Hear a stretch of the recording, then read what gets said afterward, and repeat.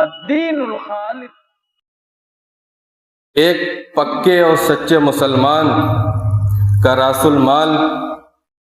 اور اس کا سرمایہ، جس کے لیے اسے صحیح معنوں میں توجہ کرنی چاہیے اور جس کے لیے اسے اپنی زندگی میں انتھک جد و جہد کرنی چاہیے، اس کو پروان چڑھانے کے لیے، اس میں اضافہ کرنے کے لیے، اس کو فروغ دینے کے لیے اور رفع درجات کے لیے، تو وہ ہے اعمال صالحہ کا ذخیرہ. ایک بندہ مومن کے لیے اعمال صالحہ کا ذخیرہ یہ اس دنیا کی زندگی میں جنت کو پانے کے لیے، بارگاہ عزی میں سرخرو کامیاب ہونے کے لیے اس کا سب سے قیمتی سرمایہ راس المال اور کیپٹل ہوا کرتا ہے. گزشتہ کے پیوستہ والے خطبہ جمعہ میں نے آپ حضرات کے سامنے حدیث جبریل کی شرح میں اس کے ایک ٹکڑے مل احسان کے تعلق سے اور اللہ رب العالمین کی مراقبت، اس کی نگرانی کے تعلق سے دلائل و نصوص کی روشنی میں باتیں عرض کی گئی تھیں. اسی موضوع کی کڑی کو آگے بڑھاتے ہوئے احسان کے مراتب و درجات، یعنی بندہ مومن کے لیے اسلام کے ارکان خمسہ کو اپنانے کے بعد، اس پر عمل پیرا ہونے کے بعد، ایمان کے ارکان ستہ کو دل سے ماننے، زبان سے اقرار کرنے اور اعضاء و جوارح سے اس کے مطابق، اس کے شروط اور تقاضے کے مطابق عمل پیرا ہونے کے بعد، اس سے اوپر کا جو درجہ ہے،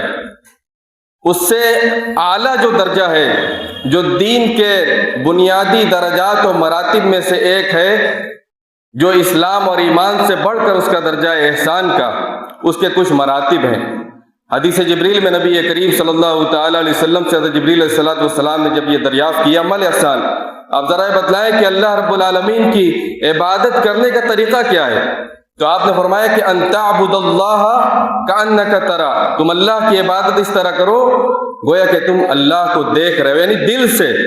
فَإِن لَمْ تَكُنْ تَرَاهُ فَإِنَّهُ يَرَاكَ، اگر تم اسلام کے ارکان اور ایمان کے ارکان کے بعد احسان کے اس اعلیٰ درجے پر فائز نہیں ہو، یعنی دل سے دیکھ کر اللہ رب العالمین کی عبادت و بندگی کرنے کے معیار و درجے پر اگر تم سرفراز نہیں ہو، فَإِنَّهُ يَرَاكَ، تو دل میں یہ شرم و حیا باقی ہونی چاہیے اور یہ خوف ہونا چاہیے، دل میں یہ خیال ضرور ہونا چاہیے کہ اللہ رب العالمین تمہیں دیکھ رہا ہے. تم کس کے آگے جھک رہے ہو، کس کے آگے سر بسجود ہو رہے ہو، اس کی ہستی کا، اس کے تقدس کا، اس کی عظمت کا، اس کی کبریائی کا، اس کی بڑائی کا، اس کی بزرگی کا تمہارے دل میں خیال ضرور ہونا چاہیے. تو میرے بھائیوں، احسان کے 3 مراتب علماء نے ذکر کیے ہیں. سب سے پہلا درجہ المراقبہ والمشاہدہ وہی الخوف من اللہ عز وجل، یعنی مراقبت کا سب سے پہلا درجہ جو ہے وہ مراقبت کا ہے، جس کی تفصیل میں نے آپ حضرات کے سامنے پیوستہ سے خطبے میں بیان کر دی ہے. اللہ رب العالمین کی مراقبت یعنی دل میں یہ احساس ہو اور یکسوئی کے ساتھ عبادت و بندگی کرے کہ گویا وہ دل سے اللہ رب العالمین کو دیکھ رہا ہے، یہ مراقبت ہے. اور اللہ رب العالمین کی نگرانی کا خیال اس کے دل میں ہمہ وقت ہونا چاہیے، اس کے ایمان کے تقاضے کے عین مطابق کہ اللہ رب العالمین ہماری نگرانی کر رہا ہے، ہمیں دیکھ رہا ہے، ہماری تمام اعمال، حرکات و سکنات اور اعمال کی ساری باریکیوں سے بالکل آگاہ اور باخبر ہے. نبی کریم صلی اللہ تعالی علیہ وسلم کی وہ مبارک و مشہور حدیث، اور جب آپ اس درجے پر پہنچ کر، اس درجے پر، اس مقام پر، اس مرتبے پر فائز ہو کر جب آپ اللہ رب العالمین کی عبادت و بندگی کو انجام دیں گے تو الجزاء من جنس العمل، شریعت کے بنیادی اصول و قاعدے کے مطابق جیسی عبادت آپ نے انجام دی ہے بروز قیامت، آپ کو ویسا ہی بدلہ ملے گا. وجوہ یومئذ ناظرہ الی ربہا ناظرہ، اس دن قیامت کے دن بہت سارے چہرے تر و تازہ ہوں گے، حشاش بشاش ہوں گے، خوش و خرم و خرامہ نظر آئیں گے، ان کے چہروں پر تر و تازگی اور خوشی کے آثار نمایاں ہوں گے۔ الی ربہا ناظرہ، وہ اپنے مالک کونین، مالک ارض و سما، خالق کائنات، رب السماوات والارض کو، عرش بری کے مالک کو دیکھ رہے ہوں گے، اس کا دیدار کر رہے ہوں گے۔ للذین احسنوا الحسنى وزیادہ، اس احسان کے مرتبے پر،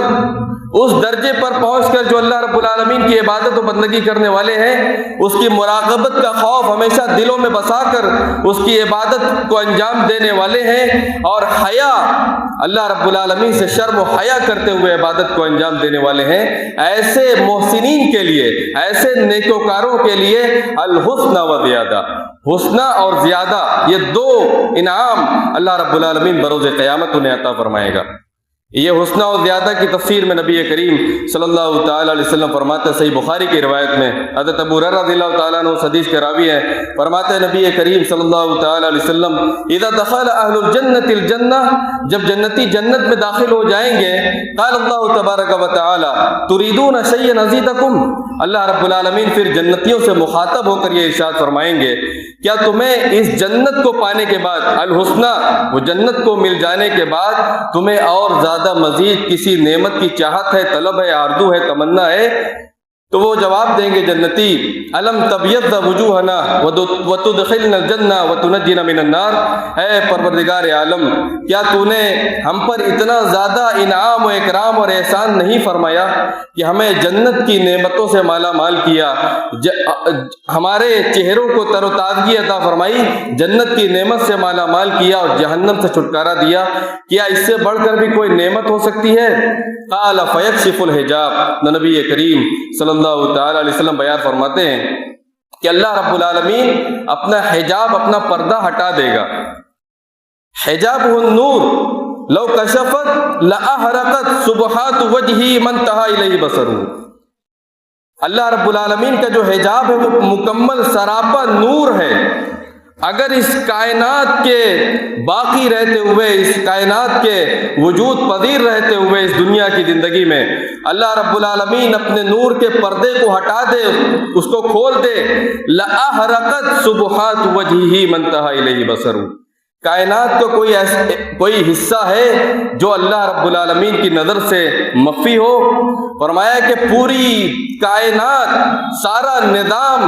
درہم برہم ہو جائے، جل کر راکھ ہو جائے، خاک ہو جائے، خاکستر ہو جائے، اگر وہ اپنے حجاب کے پردے کو کھول دے اور ہٹا دے،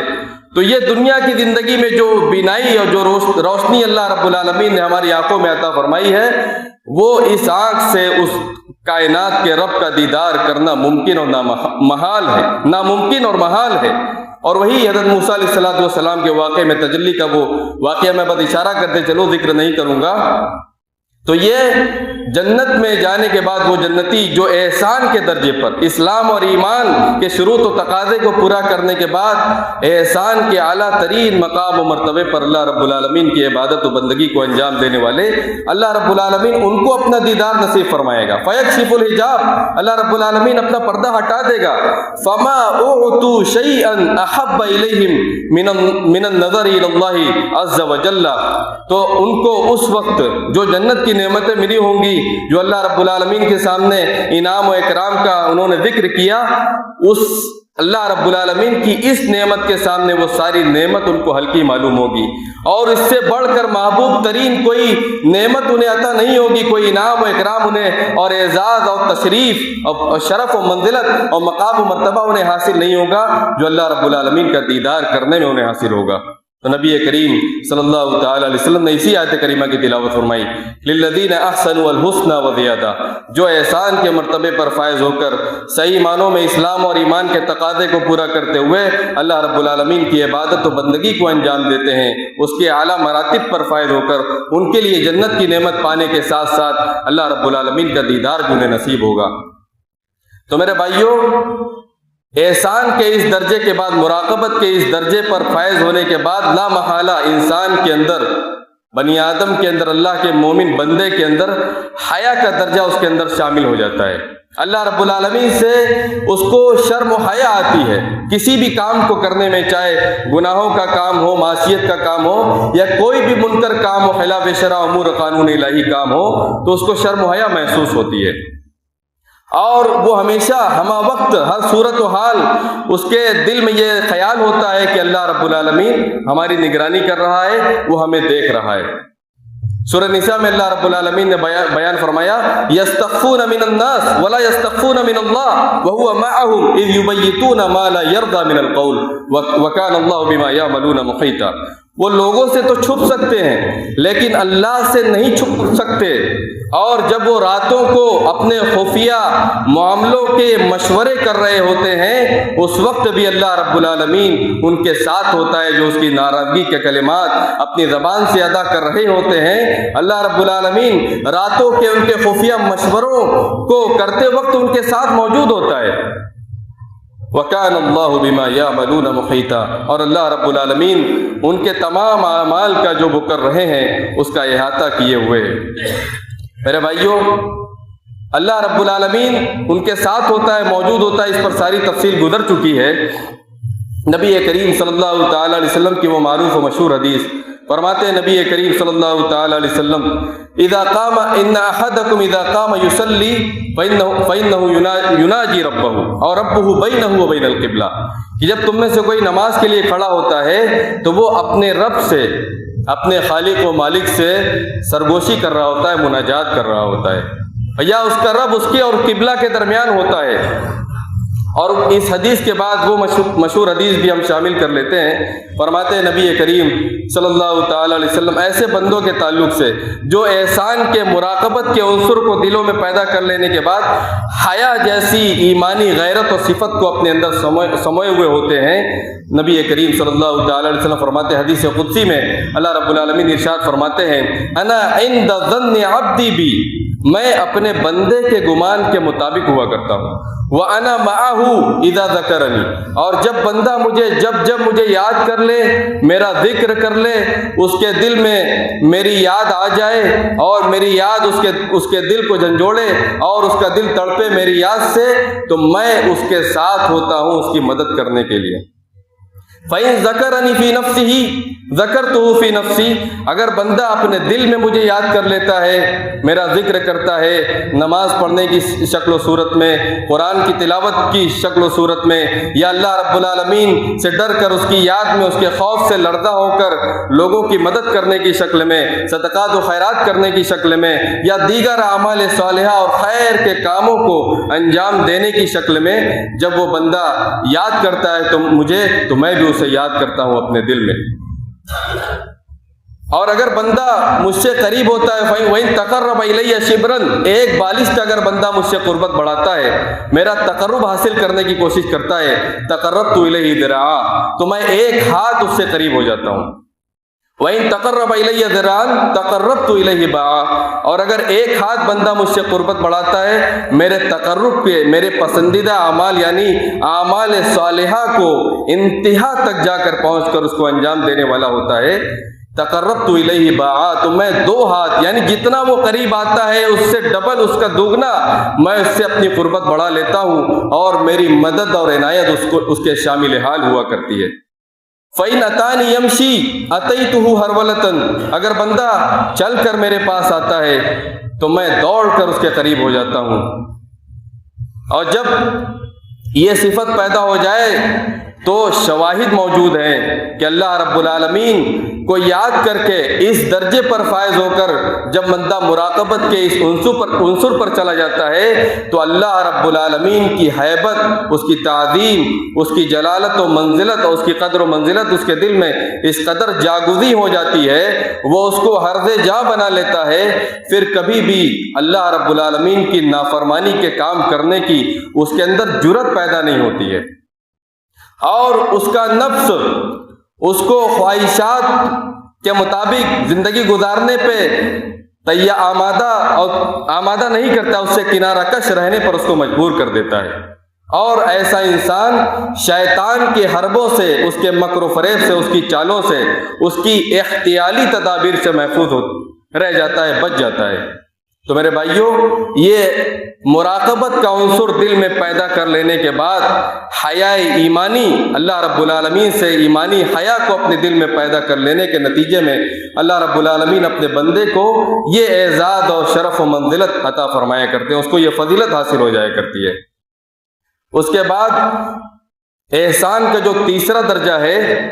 وہ ہے الانس برب اللہ باللہ عز وجل والاطمینان الیہ والفرح بعبودیتہ، یعنی بندہ ہمہ وقت اللہ رب العالمین سے تقرب و انابت اختیار کرتا رہتا ہے اور اسی کی طرف مائل ہو جاتا ہے، اسی سے مانوس ہو جاتا ہے، انسیت رکھتا ہے اللہ رب العالمین سے، اور اس کا دل اسی کی طرف مائل ہو کر اسی مالک کونین کی طرف مکمل توجہ جب وہ اپنے دل میں پیدا کر لیتا ہے، تب اللہ رب العالمین کے دل میں اس کی بزرگی کا خیال ہوتا ہے، اور تب اس کے دل میں اطمینان و سکون و چین و قرار آتا ہے، والفرح بعبودیتہ، اور تب اس مرحلے پر جا کر وہ اللہ رب العالمین کی عبادت کو انجام دینے میں دل میں خوشی اور انبساط، خوشی اور خرمی محسوس کرتا ہے، کشادگی محسوس کرتا ہے، فرط انبساط سے اس کا دل معمور ہو جاتا ہے، لبریز ہو جاتا ہے، اور اللہ رب العالمین کی عبادت کو انجام دینے میں اسے لذت محسوس ہو جایا کرتی ہے۔ عجب چیز ہے یہ لذت آشنائی، دو عالم سے بیگانہ کرتی ہے دل کو، عجب چیز ہے یہ لذت آشنائی۔ علامہ اقبال نے کہا کہ اللہ رب العالمین کے جو اس طرح کے بندے ہوا کرتے ہیں ان کا کیا حال ہوتا ہے، آگے باتیں آئیں گی۔ مشہور تابعی ابو اسامہ رحمہ اللہ فرماتے ہیں کہ میں محمد بن نضر الحارثی کے پاس گیا تو ان کی جانکنی کا وقت آ چکا تھا، دنیا سے رخصت ہونے ہی والے تھے، مرض الموت میں گرفتار تھے۔ تو میں نے ان سے پوچھا کأنک تکرہ ان توتا، آپ گویا آپ کو یہ ناگوار گزرتا ہے کہ آپ کے پاس زیادہ لوگوں کی آمد و رفت اور چہل پہل ہو؟ قال اجل، کہا کہ کیوں نہیں؟ تو کہا کہ اس تنہائی میں رہ کر جب آپ لوگوں کو منع کر رہے ہیں اپنے پاس داخل ہونے سے، تو کیا آپ کو وحشت اور اکیلا پن کا احساس نہیں ہوتا ہے؟ تو فرمایا کہ کیف استوحش وهو یقول انا جلیس من ذکرنی، میں اکیلے پن کا احساس کیسے کر سکتا ہوں جبکہ وہ اللہ رب العالمین فرماتا ہے کہ جو مجھے یاد کرتا ہے اپنے دل میں، اپنے دل سے صدق دلی کے ساتھ اور ایمان کے ساتھ مجھے یاد کرتا ہے، میں اس کا ساتھی اور دوست اور مددگار ہو جایا کرتا ہوں۔ زکوان رحمۃ اللہ علیہ فرماتے ہیں کہ اصبت راحت قلبی فی مجالستی من لدیہ حاجتی، یعنی اللہ رب العالمین سے اپنی تمام تر زندگی کی ضروریات و سوالات اور حاجات کا دفتر اس کے سامنے پھیلانے میں ہی میں اپنے دل کی راحت، چین و سکون اور اطمینان پاتا ہوں۔ اور ایک تابعی کے پاس ایک شخص داخل ہوئے، وہ اکیلے کمرے میں موجود تھے، ان سے کہا کہ آپ اکیلے رہ رہے ہیں، کسی کو آنے جانے کی آپ اجازت نہیں دے رہے، تو کیا آپ کو وحشت اور اکیلا پن محسوس نہیں ہوتا ہے؟ تو فرمایا کہ میں کیف استوحش، میں کیسے اکیلا پن محسوس کروں جبکہ اللہ رب العالمین میرے ساتھ ہوتا ہے، جو اللہ رب العالمین کو ذکر کرنے والا بندہ ہوتا ہے، اللہ رب العالمین کی معیت، اس کی قربت، اس کی انسیت، اس کا تقرب اسے حاصل ہوتا ہے، اس کا فضل و کرم اور اس کی خاص عنایت اسے حاصل ہوتی ہے۔ کہنے کو تو آدمی کہہ دے دنیا میں اتنا متقی و پرہیزگار ہے، پارسا ہے، نیک ہے، عبادت گزار ہے، نمازی ہے، تہجد گزار ہے، اللہ والا ہے، علم والا ہے، اتنا بڑا عالم ہے، اور اس کی زندگی اتنی بے چینی سے بھری، تکالیف و مصائب سے گری، آلام و شدائد سے گری، اتنی بے چینی کی زندگی، بے قراری کی زندگی گزار رہا ہے، اس کے پاس کچھ بھی نہیں ہے، گھر و مکان، زمین و جائیداد بھی نہیں ہے۔ کہنے کو تو آدمی ایسے لوگوں کے بارے میں زبانیں کھول دیتا ہے، لیکن آپ کے پاس وہ دل نہیں ہے کہ آپ اس کی گہرائی میں جا کر جھانک کر دیکھ سکیں، آپ کے پاس وہ ایمانی آنکھ نہیں ہے کہ آپ اس کی تکلیف اور درد کو اس کے اندر جا کر، اس کی گہرائی میں جا کر محسوس کر سکیں۔ اس سے زیادہ پرسکون اور اس سے زیادہ چین و سکون اور اطمینان اور فرحت و شادمانی کی زندگی گزارنے والا کوئی دوسرا انسان ہو ہی نہیں سکتا ہے۔ میرے بھائیوں، نبی کریم صلی اللہ تعالی علیہ وسلم کی عبادتوں کا حال حضرت عبداللہ بن مسعود رضی اللہ تعالیٰ عنہ بیان فرماتے ہیں کہ امام بخاری نے اس حدیث کو کتاب التہجد میں ذکر کیا کہ ایک رات نبی کریم صلی اللہ تعالی علیہ وسلم نماز پڑھنے کے لیے کھڑے ہوئے، میں بھی آپ کے ساتھ شامل ہو گیا۔ فلم یزل قائما حتی حممت بامر سوء، برابر آپ نماز میں قیام فرماتے رہے لمبا، یہاں تک کہ میں نے دل میں برا ارادہ کر لیا۔ قیل وما حممت، سامنے پوچھنے والوں نے پوچھا کہ وہ برا ارادہ کیا کیا؟ آپ نے فرمایا کہ حممت ان اجلس وادعہ، میں نے ارادہ یہ کیا کہ بیٹھ جاؤں اور چھوڑ دو بیچ نماز سے، تو لیکن انہوں نے ایسا کیا نہیں۔ حضرت عائشہ رضی اللہ تعالیٰ عنہ بیان فرماتی ہیں ام المومنین کہ نبی کریم صلی اللہ تعالیٰ علیہ وسلم اتنا زیادہ راتوں کو قیام فرماتے تھے، نماز تہجد میں اتنا لمبا قیام فرماتے تھے، حتی تتفرق قدمہ، یہاں تک کہ آپ کے پاؤں قدم مبارک میں ورم آ جاتا تھا، سوج جاتے تھے آپ کے پاؤں مبارک۔ حضرت عائشہ رضی اللہ تعالیٰ عنہ کہتی ہیں فقلت له لما تصنع هذا یا رسول اللہ وقد غفر لك ما تقدم من ذنبك وما تأخر، اے اللہ کے رسول صلی اللہ تعالیٰ علیہ وسلم، آپ اس قدر عبادتوں کو انجام کیوں دیتے ہیں؟ آپ کے تو اگلے پچھلے تمام گناہ بخش دیے گئے، معاف کر دیے گئے۔ تو دنیا میں انسان کو دنیا کی دولت مل گئی، دنیا حاصل ہو گئی، مال و منال مل گیا، جاہ و منصب اور عہدہ مل گیا، عزت و شہرت مل گئی، سب کچھ حاصل ہو گیا، اسے کیا ضرورت بخشوانے کی، سر بسجود ہونے کی، نماز پڑھنے کی، اللہ سے دعائیں کرنے کی اور شکر گزاری میں عبادت کو انجام دینے کی، اسے کیا ضرورت؟ نبی کریم صلی اللہ تعالی علیہ وسلم کا جواب سنیے، افلا اکون عبدا شکورا، کیا میں اس مالک ذو المنن کا جس نے میری زندگی پر اتنے احسانات کیے اور اتنی چیزیں مجھ پر نچھاور کر دی، میرے لیے اتنی زیادہ دولت دنیا جہان سے کٹ کر آخرت میں جنت کی شکل میں جو تیار کر رکھی ہے، اور جو میرے مقام و مرتبے کو اللہ نے بلند کر دیا ہے، اور اس مقام و مرتبے پر احسان کے، ایمان کے اس اعلیٰ معیار پر پہنچ کر نبی کریم صلی اللہ تعالی علیہ وسلم سے بڑھ کر کوئی بھی عبادت کو انجام دینے والا ہو ہی نہیں سکتا ہے، نہ تو انبیاء میں نہ ملائکہ میں۔ اس کے باوجود بھی نبی کریم صلی اللہ تعالی علیہ وسلم کے دروازے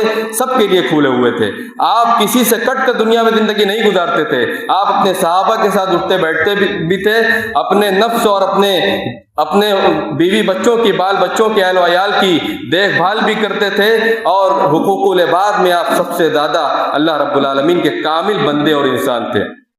افلا اکون عبدا شکورا، کیا میں اس طرح کر کے اللہ رب العالمین کا شکر گزار بندہ نہ بن جاؤں؟ اس نے جو مجھ پر احسانات کیے، اتنی نوازشیں اور کرم فرمائیاں کی، کیا میں اس کے بدلے میں اللہ رب العالمین کے سامنے اس طرح کی عبادت انجام دے کر شکر گزاری کے اس پہلو کو اس کے دربار میں بھیجوں نہ، اور میرے نامہ اعمال میں یہ نیکیاں شمار نہ کی جائیں؟ امام ابن تیمیہ رحمۃ اللہ علیہ کے بارے میں آتا ہے، جب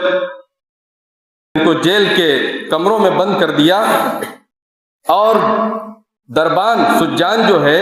وہ ان کے سامنے سے دروازہ بند کر دیا کرتے تھے، تو امام ابن تیمیہ رحمۃ اللہ علیہ بکثرت اس آیت کریمہ کی تلاوت فرمایا کرتے تھے، فَضُرِبَ بَيْنَهُمْ بِسُورٍ لَهُ بَابٌ بَاطِنُهُ فِيهِ الرَّحْمَةُ وَظَاهِرُهُ مِنْ قِبَلِهِ الْعَذَابُ۔ پل صراط کو پار کرتے وقت، وہ میں نے آیت کا ٹکڑا آپ کے سامنے پڑھا تھا اس کے پہلے والے خطبے میں، کہ منافقین اور مومنین قیامت کے دن میدان میں ساتھ چل رہے ہوں گے، اور ابھی ان کے مومنین اور منافقین کے گروہ کو الگ نہیں کیا گیا ہوگا، وہ ساتھ چل رہے ہوں گے۔ پل صراط پر جب پہنچیں گے تو اللہ رب العالمین جب وہ کہیں گے کہ ہماری طرف بھی دیکھو، ہم بھی تمہارے نور اور روشنی سے کچھ فائدہ اٹھا لیں، تو ان سے جو کہا جائے گا کہ تم پیچھے لوٹ جاؤ، وہاں جا کر نور اور روشنی تلاش کرو، جب وہ پیچھے پلٹیں گے تو اللہ رب العالمین اس پل صراط پر ایک دیوار حائل کر دے گا جس میں دروازے ہوں گے، اس دروازے کے اس حصے میں جنت کا حصہ ہوگا جس میں رحمت ہوگی، جس کو پل صراط کو مومنین پار کر چکے ہوں گے، اور دروازے کا یہ ظاہری حصہ جہاں عذاب ہوگا جو جہنم کا حصہ ہے، اس میں منافقین اور مکار و عیار لوگ، ریا و نمود سے عبادتوں کو انجام دینے والے لوگ اس جہنم میں گر جائیں گے۔ تو امام ابن تیمیہ رحمۃ اللہ علیہ بکثرت اس آیت کریمہ کی تلاوت فرمایا کرتے تھے اور کہتے تھے ما یفعل اعدائی بی، میرے دشمن میرا کیا بگاڑ سکتے ہیں، انا جنتی و بستانی فی صدری، میرے سینے کی بہار اور میری جنت جو اللہ رب العالمین کی توحید، ایمان اور احسان کی شکل میں میرے دلوں میں جو ایک دنیا آباد ہے اللہ رب العالمین کی جنت کی، اور علم کی دولت جو کتاب و سنت کا صحیح عقیدہ و منہج کا توحید کا علم ہے وہ تو میرے سینوں میں ہے۔ ان صرت فہی معی، دیکھیے اللہ رب العالمین سے انسیت، تقرب اور کتنی قربت کو ظاہر کر رہے ہیں، اور اپنے احساسات اور افکار و خیالات کو بیان کر رہے ہیں۔ ان کے دل میں کتنی خوشی تھی اور کتنا چین و سکون اور قرار تھا جیل میں قید کیے جانے کے باوجود۔ ان صرت فہی معی، میں چلتا ہوں تو وہ میرے ساتھ چلتی ہے۔ انا قتلی شہادہ، اگر مجھے قتل کر دیا جائے، مار دیا جائے تو شہادت کی موت نصیب ہوگی۔ وَإِخْرَاجِي مِن بَلَدِي سِيَاحَةً، اگر مجھے شہر بدر کر دیا جائے، میرے شہر سے مجھے نکال دیا جائے تو سیر و سیاحت و تفریح ہوگی۔ وَسِجْنِي خَلْوَةً، اور جو مجھے قید کر دیا گیا ہے جیل کے تاریک کمروں میں، تاریک کوٹھیوں میں جو مجھے بند کر دیا گیا ہے، یہ میرے لیے خلوت نشینی ہوگی۔ اللہ رب العالمین کے ذکر میں میں اپنے دلوں کو آباد رکھوں گا، اپنے دلوں کو اللہ کے ذکر سے آباد رکھوں گا۔ اور فرمایا کرتے تھے ان فی الدنیا جنت من لم يدخلها لم يدخل جنت الاخرہ، یہ اللہ رب العالمین نے مومنین کے دلوں میں ایمان کی دولت کے ساتھ، احسان کی دولت اس کے مراتب کے ساتھ ایک جنت اللہ رب العالمین نے اس دنیا میں مومنین کے دلوں میں آباد کر رکھی ہے، اور جو وہ اپنے دل کی جنت میں داخل نہیں ہو سکا وہ اللہ رب العالمین کی جنت، آخرت کی جنت میں کبھی داخل نہیں ہو سکتا میرے بھائیوں۔ تو امام ابن تیمیہ رحمۃ اللہ علیہ کے یہ احساسات ہوا کرتے تھے۔ اللہ رب العالمین کی مراقبت اور اس کی احسان کے مرتبے پر فائد ہو کر عبادت کو انجام دینا، اور حیا و شرم جیسی صفت کو اپنے اندر پیدا کر لینا، اللہ رب العالمین سے ہمیشہ اکیلے میں، تنہائی میں مانوس رہنا، اس کا تقرب حاصل کرنا، اور اس کے ذکر سے اپنی زبان کو تر رکھنا اور اپنے دل کو آباد رکھنا، یہ مومنین کا حال اور مومنین کی صفت ہے، اور ان کے مراتب و درجات ہیں۔ اور ایسے مومنین کے لیے رمضان مبارک کا آنے والا مہینہ ان کے لیے بڑی شدت سے اس کا انتظار کر رہے ہوتے ہیں، اور ان کو معلوم ہے کہ مرنے کے بعد ساری چیزیں لوٹ کر آ جائیں گی۔ یہ اعمال صالحہ کا، نیکیوں کا موسم اور موسم بہار جو ملنے والا ہے اسی کو پا کر اور کما کہو اس کا حق ادا کر کے ہم اپنی قبر کو نور سے بھر سکتے ہیں، اور پل صراط پر ہم اپنے لیے نور کو پیدا کر سکتے ہیں۔ وہ اعمال صالحہ کا نور ہے۔ اور جو اس کے برعکس زندگی گزارے، اللہ رب العالمین سے منہ موڑے اور روگردانی کرے، صراط مستقیم سے بھٹک جائے اور ضلالت و گمراہی کے راستوں میں چل پڑے، تو اس کے لیے نہ تو آخرت میں، نہ دنیا میں کوئی چین و سکون ہے، نہ آخرت میں اس کے لیے جنت کا کوئی حصہ ہے، اور نہ اللہ رب العالمین کا دیدار اسے نصیب ہوگا۔ اللہ رب العالمین فرماتے ہیں کلا انہم عن ربہم یومئذ لمحجوبون، ان کو قیامت کے دن اللہ رب العالمین کا پردہ جو ہٹایا جائے گا، مومنین کو جو دیدار کرایا جائے گا، وہ اپنے رب سے کے سامنے سے پردے میں کر دیے جائیں گے، انہیں اللہ رب العالمین کا دیدار کبھی بھی نصیب نہیں ہوگا۔ تو میرے بھائیوں، زیادہ سے زیادہ ہمیں اور آپ کو اعمال صالحہ کے نور کو تلاش کرنے کی اور ہمیشہ اس کا متلاشی رہنے کی ضرورت ہے، اور اللہ رب العالمین سے ہمہ وقت یہی دعا کرنے کی ضرورت ہے الہ العالمین تو ہمارے دلوں میں ایمان اور اسلام کے ساتھ احسان جیسی عظیم صفت اور اس کا مقام و مرتبہ اور درجہ ہمیں عطا فرما، اس مرتبے پر فائز ہو کر عبادت و بندگی کو انجام دینے کی توفیق عطا فرما۔ رب العالمین صحت و عافیت کے ساتھ ماہ مبارک میں داخلہ نصیب فرما اور اس کا حق ادا کرنے کی توفیق عطا فرما۔ رب العالمین جب تک اس جہان فانی میں زندہ رکھ، اپنے نبی کا سچا اور پکا متبع بنا کر زندہ رکھ، اور جب اس سانسوں کے ڈور کے ٹوٹنے کا وقت آئے تو لا الہ الا اللہ محمد رسول اللہ کے ساتھ ہمارا خاتمہ بالخیر ہو۔ اقول قولی ھذا واستغفر اللہ لی ولکم ولسائر المسلمین من کل ذنب فاستغفروا انہ هو الغفور الرحیم۔